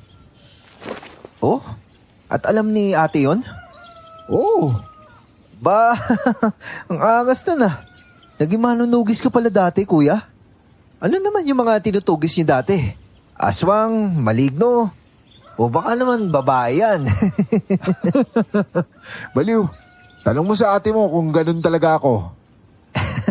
Oo na, biro lang eh. Sadyang nakakamanghalang. Manunugis ka pala. Samantalang ako, apo ng albularyo, hindi manampal ng aswang, hindi ko naranasan yun eh. Wala kasing aswang dito, kuya. Pero, bakit mo nga ba binigay sa akin to? Wala namang aswang dito eh. Kahit saan lugar may aswang. Yan yung tatandaan mo, Alas. O siya, sige na. Alis na ako. Imagin ako, Oo naman kuya, kapatid at pamangking ko to eh. Kung mag-alala, poprotektahan ko sila. Tinapik niya lang ako sa balikat saka umalis. Wala ako sa loob ng bahay, kaya dinaan niya lang sa akin ang buntot pagi na yon. Hindi ako inosente sa ganong bagay dahil may ganon rin ang lolo ko. Tinanaw ko siya noon habang naglalakad palayo. At nang mawala siya sa paningin ko, umuwi na ako sa bahay. Nadatnan ko naman ang mag-ina na tinuturo ni ate sa anak niya ang pagbabasa ng libro. Ate, mananugis pala dati si kuya? Ha? Sinabi niya yun sa'yo? Oo, tsaka binigay niya to eh. Gamitin ko raw, totoo ba yun? Ah, oo. Manunugi siya ng lolo niya dati. Yun nga yung mga panahon na sobrang dalang lang ngumiti nun. Gumaganti pa kasi siya nun eh. Gumagante? Saan? Sa mga aswang? May karanasan kasi yung kuya mo na ayaw na niyang maalala. Pero alam ko yun. Ate naman, huwag mo naman akong bitinin. Ano ba nangyari sa kanya dati? Nung panahon kasing nakilala ko siya, may kasintahan siyang 3 taon na silang hiwalay. Hindi pala ikaw yun nauna. Ay nako, wag kang mang-asar dyan. Tsaka tanggap ko yun, no? Nilin lang kasi siya noon. Pero nung panahong may karelasyon siya, hindi pa siya manunugis noon. Kaya hindi niya alam na aswang pala yung babaeng minahal niya. At ang masakla pa doon, kinain yung nanay at kapatid niyang maliit. Ano? Kinain ng kasintahan niya? Ano yun? Yun yung dahilan kaya naging manunugi siya. Hinanap niya yung kasintahan niya ngayon na hanggang ngayon hindi na niya nahuli. Oh, talaga ate? Oo, pero huminto siya nang maging kasintahan na niya ako. 1 taon nang makalipas, umuwi kami rito. At yun, nagpa siya kaming magsama na lang. Ay, kawawa naman yung nanay at kapatid niya. Hindi niya nabigyan ng hustisya. Ang sabi niya kasi, lay low daw muna eh. Hanggang sa hindi ko na narinig yun sa kanya, na may mission siyang dapat tapusin. Siguro ate, naisip niyang ayos na yung buhay niya na kasama kayo. Pero ganun pala dati si kuya, no? Hindi rin biro yung pinagdaanan niya. Pero ate, manunugi siya pero hindi ligin sa kanya yung pamahiin. Tapos hinayaan ka lang dati na mag-drawing nung parang aswang na yun? Ano ka ba, Alas? Kinausap niya rin ako. Kaso malakas talaga yung paglilihi ko nun eh. Kaya wala rin siyang magawa. Kaya niya lang sinasabi na hindi, na imposible. Siyempre ayaw niyang magkatotoo. Pero sa totoo lang, matindi din yung pagmamakaawa niya sa akin noon. Kaya nga nung lumabas si Pau Pau, ang tindi ng tampo niya sa akin. Hindi mo lang kasi naiintindihan noon. Sinisisi niya kaya ako noon ng palihim, ayaw niya lang iparinig sa'yo. Ang kulit mo naman kasi ate. Pero hayaan mo na, nakaraan na naman yun eh. 3:00 ng hapon ay bumaba kami sa taniman ng kamote namin. Isa yon sa mga hanap buhay namin. Ang pag-asa lang kasi ng mga tao sa bukid ay ang magtanim. At kahit si Pau Pau noon na bata pa, natututo na rin. Inabot kami noon sa oras na 5:00 ng hapon. At sa ganung oras naman, napalayo si Pau Pau sa amin nang hindi namin namalayan. At narinig na lang namin ang sigaw niya sa malayo. Aray ko! Bitawan mo ako! Nanay! Nanay! Alas? Oh, si Pau Pau yun ah. Sandali lang ate. Pupuntahan ko. Sino kaya yung kaaway nun? Ay nako, baka si Janela yan. Inaaway na naman siguro yung pinsan niya. Ako ang pumunta sa kung saan nanggagaling ang iyak ni Pau Pau. At habang papalapit ako, nakarinig ako ng boses babaeng parang galit. At gigil na kinakausap si Pau Pau. Pero sa mahinang boses lang. Anong sikreto mo, ha? Ano? Sumagot ka. Bakit hindi ka natatabla ng kulam ko? Anong proteksyon bang binigay ng tatay mo sa'yo, ha? Ano? Ilabas mo! Ilabas mo sabi eh! Ano bang pinagsasabi mo, Manang? Sino ka ba? Bitawan mo ko kasi masakit yung hawak mo. Isusumbong kita kay nanay. Bitawan mo ko! Eh di sumbong mo. Papatayin ko yung nanay mo eh. Pao? May tao. Pao? Ano nangyari? Bakit nandito yung babaeng yun? Tito, ang sama na ugali ng babaeng yun. Papatay niya daw si nanay.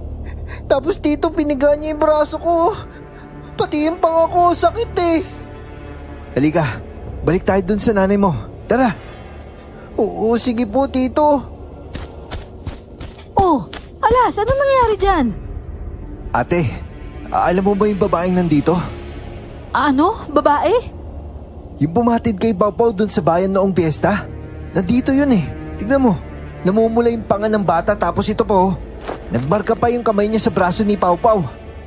Ano? Patingin nga ako. At bakit niya ginawa yun?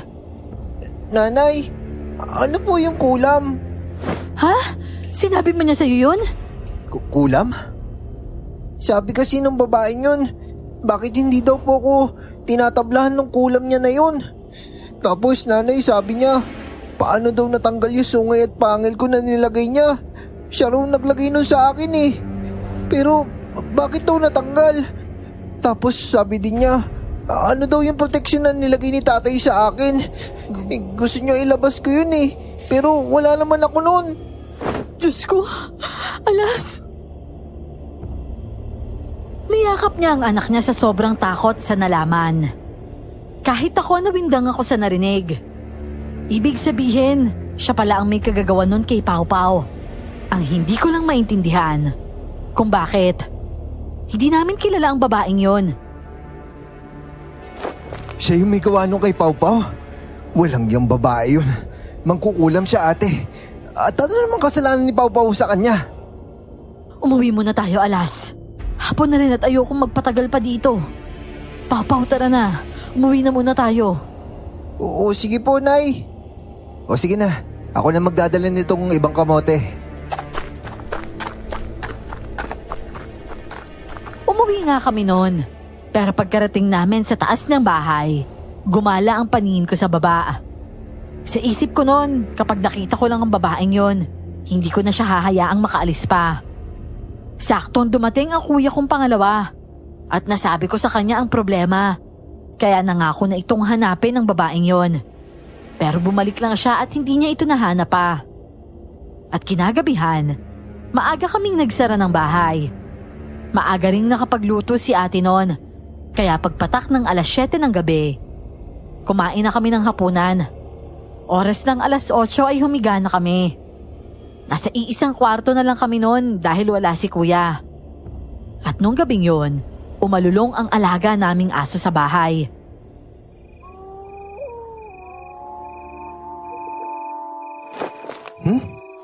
Yung aso umaalulong?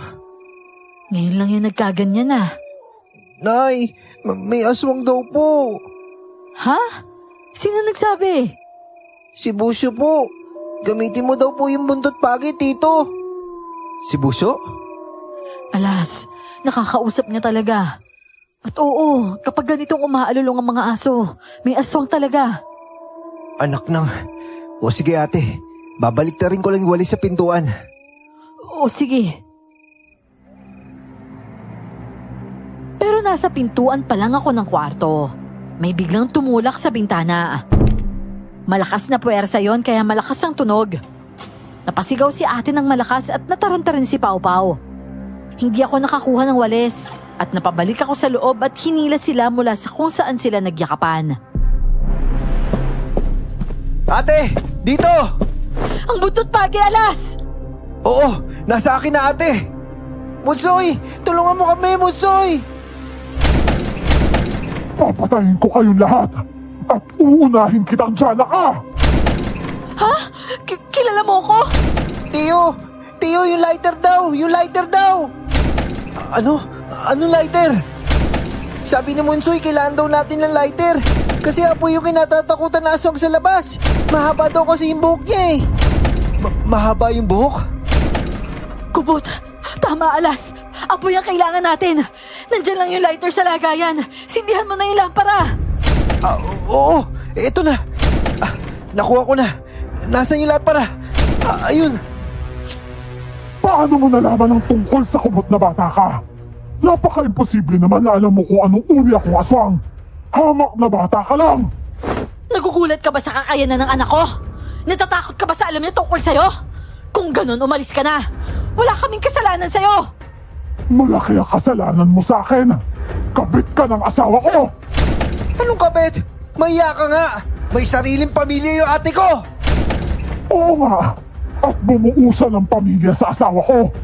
Sa tingin mo, Jana, bakit hindi ka magawang pakasalan ni Edwin? Diyos ko, kilala mo ang asawa ko. Asawa ko at hindi asawa mo. Kami ang kasal at ikaw ang kabit. Kabit ang tawag sa'yo. Ate, ano pinagsasabi nito? Hindi ko alam, Alas. 3 taong walang karelasyon si Edwin bago naging kami. Yan yata yung kasintahan niyang aswang, ate. Huwag kang makinig sa kanya. Ginagago ka lang yan. Hoy, aswang! Gusto mo yata makita ang hinahanap mo, ah? Walang naniniwala sa'yo dito. Siguro ikaw yung babaeng kanina, no? Tama. Ikaw yun. Kahit ano pang sabihin mo, wala kang karapatan na saktan at kahit sino sa pamilya ko. Ano? Gusto mo masunog? Tandaan mo, alam na alam ng pamangkin ko kung paano ka talunin. Susundin ko lang yung sasabihin niya at matatalo kita!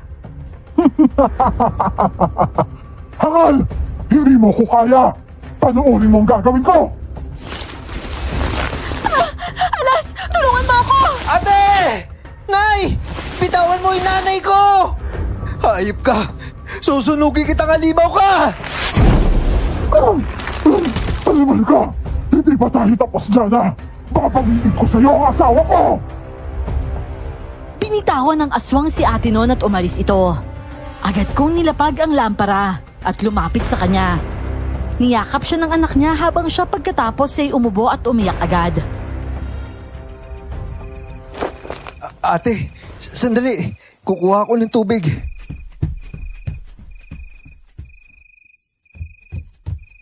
Ate, oh. Itong tubig, oh. Salamat, Alas. Diyos ko, bakit ba ito nangyayari? Naniniwala ka sa sinasabi niya, ate? Hindi ko alam, Alas. Pero yung kasintahan ni Edwin, aswang kasi yun. Baka yun yung babaeng yun. Kung yun yung babaeng yun, edi ang laki ng kasalanan niya kay kuya. Pinatay niya yung kapatid at nanay ni kuya.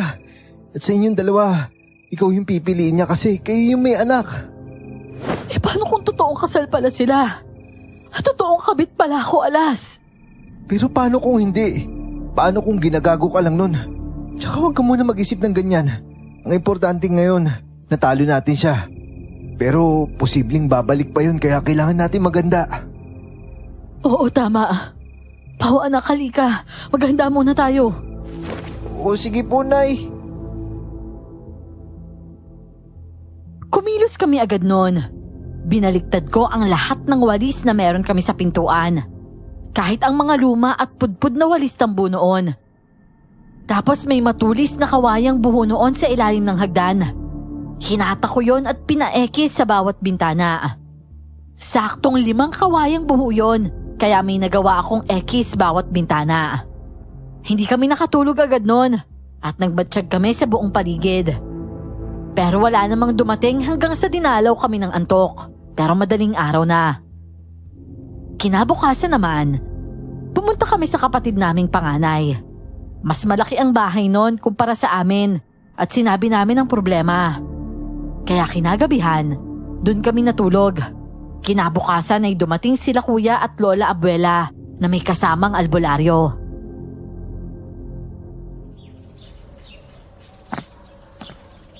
Oh, saan kayo galing? Mukhang kararating nyo lang ah. Muntik pa tayo magsabay. Oo, Edwin. Galing kasi kami kila Kuya Arnel. Doon kami natulog kagabi. Ano? Bakit? May nangyari ba dito? Kuya, mamaya na lang tayo mag-usap tungkol dyan. Yung albularyo muna. Ay, oo nga pala. Teka, gusto. Asawa ko nga pala si Jana. Tapos ito po yung anak ko si Pau Pau. Tapos itong binata, kapatid po na asawa ko, si Alas. Tapos kayo naman, ito si Tatay Augusto. Siya yung albularyo na sinasabi ni Lola Abuela. Nagkita na pala kami dati. Saka ko lang nalaman na siya pala yung kakilala ni Lola. Magandang araw sa inyo mga apo. Aba, ikaw ba si Pau Pau? Ako nga po. Mano po sa inyo? Aba, magalang pala itong batang ito. Mamaya mag-uusap tayo ha. O sige po.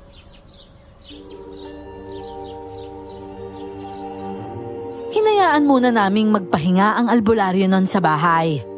Si ate, hindi muna nagbanggit ng kahit ano. Kumain lang muna kami ng tanghalian noon. At pagkatapos ay konting pahinga. Saka na sinuri ng albularyo si Pau Pau.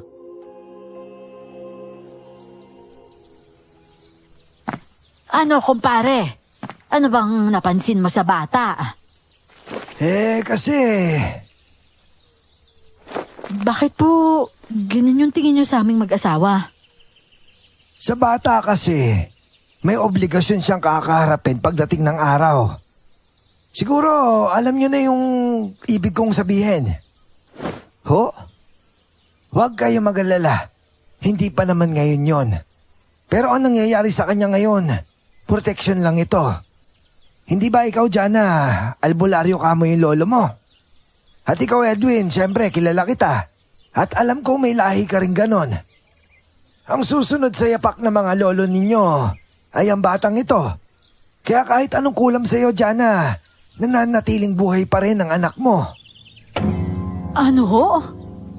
Hindi ba 3 beses ka nang nakunan? Opo. Nasabi po ba ni Lola Abuela sa inyo? Hindi. Ngunit alam kong 3 beses ka na nawalan ng anak. Pero si Pau Pau ang nanatili sa inyo. Ano pong ibig niyo sabihin, Lolo Agosto? Pinipili ng mga gabay ang ika-4 ninyong anak. Kaya pinoprotektahan nila ito sa lahat ng panganib. Lalo na habang nabubuo pa lamang ito sa sinapupunan ni Jana. Ang totoo kasi niyan, kinulam ka. Bawat buntis mo, makukunan ka talaga. Hindi ka hinayaan na mangkukulam na ito na magkaanak. Ngunit dahil ang mga gabay ay merong pinili, nabuhay itong si Pau Pau. At dahil hirap siyang patayin ng bata sa sinapupunan mo, nilagyan niya ito na sungay at pangil. Nagtagumpay siya ng panandalian lamang. Kahit ang sumpa niya ay panghabang buhay sana. Natanggal naman yung pangil ng bata, hindi ba? Pati yung sungay niya. Ito ay dahil isa siyang banal. Batang pinili at hindi siya matatablahan ng kahit anong kasamaan. Kinulam ako? Edwin, 3 anak yun. At kinukulam pala ako. Akalain mo 3 anak ko yun. At sinong gumagawa nun sa akin? Yung aswang ba? Yung aswang ba na to, Tay? Mangkukulam yun na aswang. Edwin, mag-usap tayo. Teka, bakit parang kasalanan ko? Pareho tayong biktima dito. Pagbigyan mo na, kuya. Kasi may nalaman kami. Tinanguan ko lang siya. Sumunod siya kay ate noon at pagkaalis nila, bumuntong hininga lang ang albularyo. Saka pinagtuunan ng pansin si Pau Pau. Panatag ang loob ko pagdating kay Pau Pau. Protektado siya ng mga gabay. At nalaman ko rin na kahit anong gawing pananakit sa kanya ng aswang, hindi siya natatablan. Ngunit hindi nagtagal noon. Lumakas ang iyak ni ate at nakarinig kami ng tunog ng sampal. Huwag niyo na munang pansinin. Huwag niyo lang ipaharap ang bata doon. Mabuti pa, Pau Pau. Doon tayo. Maglalaro tayo. O sige po. Dinala ng albularyo si Pau Pau sa kabilang bahagi ng bahay. Nang sulyapan ko si ate noon, pinapaliguan na niya ng sampal si kuya habang umiiyak. Ibig sabihin, totoo. Kasal si Kuya Edwin sa babaeng yon. Napakuyom ako ng kamao at napansin ni Lola Abuela ang reaksyon kong yon. Hinimas niya lang ako sa likuran para kumalma. Matapos naman nilang mag-usap, Mugto ang mga mata ng kapatid ko. Pero pinigilan niyang umiyak dahil paparating ang iba naming kapatid para alamin ang resulta tungkol kay Pau Pau. Nung una, nagpanggap sila. Pero sa huli ay nausisa rin.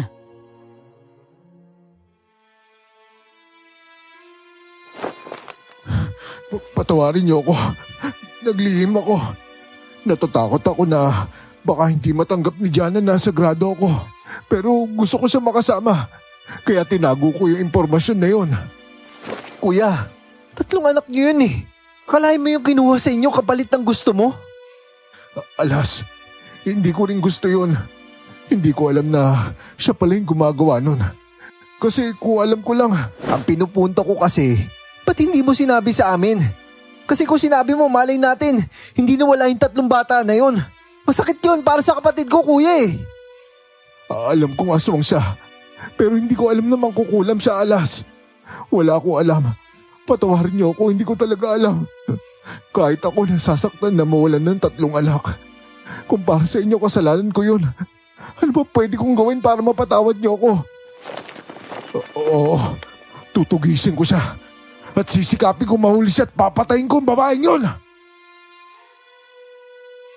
Sa kabila ng galit ko ay naglagay pa rin ako ng pangunawa sa sitwasyon niya. Kaya hindi ko siya binato ng masasamang salita. Sapat nang nakarinig siya sa ate ko. Ganon din ang ginawa ng iba kong kapatid. Kinausap siya at inintindi. Mabuting tao rin naman kasi si Kuya Edwin. Oo nga't may mga pagkakamali siya sa buhay. Pero kami kasing magkakapatid, hindi rin naman perpekto. Kaya imbis na sumbatan ang mangyari sa pagitan niya at naming magkakapatid, mas pinlano na lang namin kung paano puksain ang aswang. Sa tulong ni Lolo Augusto ay natunto namin siya. Malas niya lang kasi may buhok siyang naiwan dito. At kahit anong gawin niya, babalik at babalik siya sa lugar na ito. Doon niya siya abangan. Tignan natin kung makakawala ka pang hayop ka. Masisingil na rin kita sa wakas. Sa paghahanda namin ay nag-abang kami sa buong paligid. Nagmatsyag kami kasi ayon sa albularyo, babalik at babalik ang aswang sa bahay namin, sa ayaw at sa gusto niya. Hindi nagtagal, nakarinig na ako ng mga kaluskos sa damuhan. Malalaking damo yon, at ang tunog na yon ay parang trapal na hinahatak sa ibabaw ng mga kugon. Alam kong buhok niya ang may likha nun. At hindi nagtagal, nakita na namin sa ilalim ng buwan ang bulto niya. Ang lapad niyang tingnan dahil sa mga buhok niya. At para yung may sariling buhay na gumagalaw-galaw. Sa totoo lang kinikilabutan ako. Pero iniisip ko na lang noon na nag-iisa lang siya at marami kami. At babae lang siya. At nang makalapit na siya, hinarap siya ni Kuya.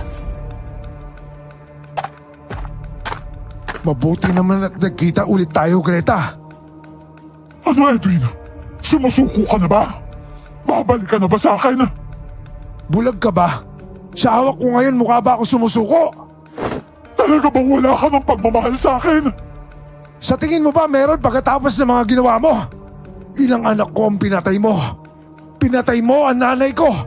Masisisi mo ba ako kung nag-iisa ako manunugis at tinutugis ka? Pero sa kabila nun, binigyan pa din kita ng tsansa. Tinigilan kita dahil gusto ko na mapayapang buhay. At nangako kang ibibigay mo sa akin ang kalayaan para mapakasalan ko ang babaeng mahal ko. Pero anong ginawa mo? Niloko mo ko. Pinaikot mo ko. Pinatay mo ang 3 anak ko sa kanya. At pinagtangkaan mo din ang buhay na nag-iisa kong anak. Ginawa ko yun dahil akala ko kapag hindi ka nakabuo sa babaeng yan, babalik ka sa akin. At bakit ako babalik sa'yo? Kung sa tuwing naririnig ko ang pangalan mo o naalala kita, nakikita ko kung paano mo kinain sa harapan ko ang anak natin. Nakakalimutan mo na ba? Kinain mo ang nanay ko. Kinain mo ang anak ko. Na anak mo rin. Halimaw ka, Greta! Pero wala akong kontrol nun. Hindi mo ako tinulungan. Halimaw ka. Yun yung sabihin mo. Isa kang ina. Dapat mas nangingibabaw yun kaysa sa gutom mo. Pero hindi mo pinigilan na sarili mo. Kaya halimaw ka. Aswang ka! At hindi na babagay sa'yo magkaroon ng isang asawang tao. Ang dapat sa'yo, Greta, pinapatay! Kung hindi ka na talaga makikinig sa akin, uunahin na kita! Tumaas ang mga buhok niya noon. At bago pa niya saktan si Kuya Edwin, nagsindi na ako ng kamangyan. Lumagablab din ang paligid noon na naging dahilan ng pag-iksi ng kaunti ng mga buhok niya. Dahil nasunog yon. Hayop ka! Hayop ka talaga, Edwin! Pamilya yan ng mga anak kong pinatay mo. Lahat sila gustong gumanti sa'yo. Ngayon na! Magbabayad ka sa ginawa mo sa ate ko, Aswang! Eto sa'yo! Sugod na! Lahat kami ay tumakbo palapit na may mga dalang apoy. Lumaban ang Wala na siya at nakaganti na kayo. Pero mahirap kalimutan ang nangyari, alam ko. Ayos na ho yun. Dahil nabigyan ko na ng hustisya ang nanay ko, ang mga anak ko. Pero kahit tapos na siya, masakit pa rin ho. Masakit na maalala kung paano niya kinain ang anak ko sa harapan ko mismo.